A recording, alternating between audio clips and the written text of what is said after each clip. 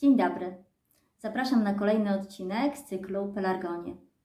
W tym roku schowałam pelargonię dosyć wcześnie, bo wtedy, gdy temperatura na dworzu spadła do 0 stopni.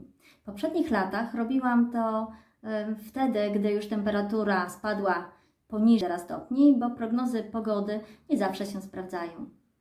W tym roku chciałam być spokojna i dlatego przeniosłam wcześniej pelargonię do domu.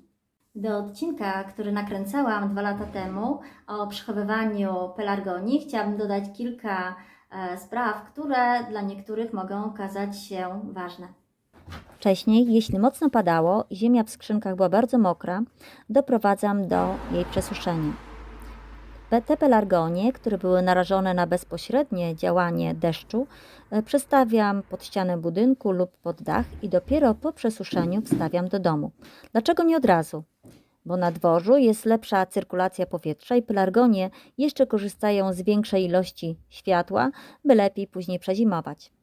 Zabieram się do pracy, ale tak mi szkoda obcinać tych kwiatów, które jeszcze tak pięknie kwitną. Długa była ciepła jesień, to też miało wpływ na pelargonie, gdyż one lubią ciepło i słońce.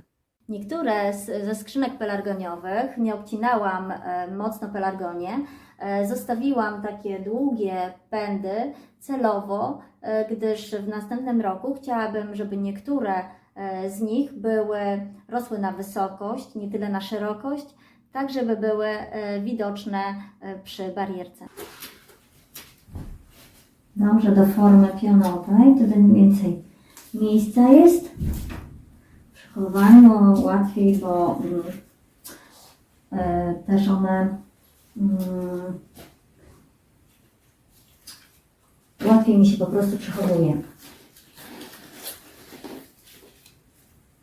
Że nie jest zbyt wiele miejsca, nie łamią się przy przenoszeniu, bo wiadomo, że forma jest taka wygodna do noszenia, a jak bokami to niekoniecznie.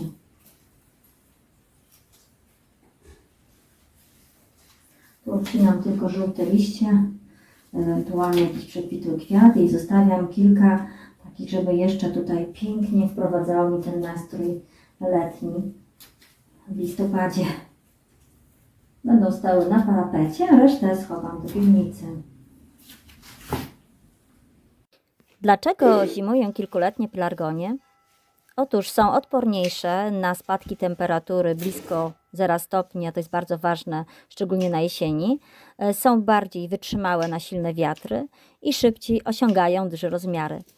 Przystosowują się do lokalnego mikroklimatu i oszczędzam na kolejne sadzonki, bo z nich mogę zrobić nowe. Po zabiegach obcinania zostawiam na dzień, 2 dni do wyschnięcia ran, tak by nie dopuścić do rozwoju chorób grzybowych. Po tym czasie przestawiam do ciemnego pomieszczenia, gdzie temperatura nie spada poniżej 5 stopni Celsjusza. Od połowy stycznia w lutym można je wystawiać z ciemnego pomieszczenia. Wtedy jest też dnia przybywa, jest więcej światła słonecznego i jeżeli robię to wtedy, kiedy mam wolne parapety na te pelargonie, gdzie jest duży dostęp światła, żeby te pelargonie nie tworzyły długich, cienkich pędów. O budzeniu pelargonii mówię w innym odcinku na moim kanale Budzenie pelargonii na nowy sezon, link powyżej.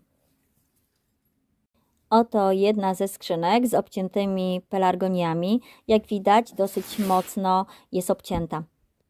Kotka Misia, znudzona, w końcu zasnęła, bo wbrew pozorom obcinanie jakiej ilości skrzynek wymaga trochę czasu. Dziękuję za oglądanie.